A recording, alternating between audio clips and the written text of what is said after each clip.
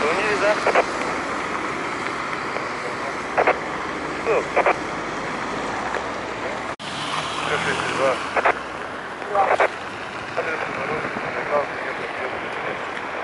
Пехот Загорный Юрий Алексеевич, 27.05.62.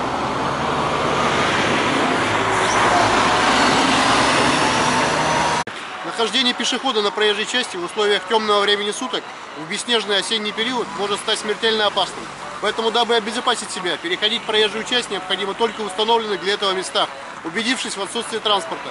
На своей одежде необходимо иметь любые светоотражающие элементы, которые вашу безопасность повысят в разы. А водителям также необходимо понимать, что двигаясь в городской черте, либо за городом, либо по проезжей части, которая проходит вблизи населенных пунктов, нужно быть готовым к появлению пешеходов в любой момент на проезжей части. И если вы же в свете своих фар видите расстояние только 10 метров, выбирайте, пожалуйста, ту скорость, которая вам позволит на этих 10 метрах экстренно остановиться.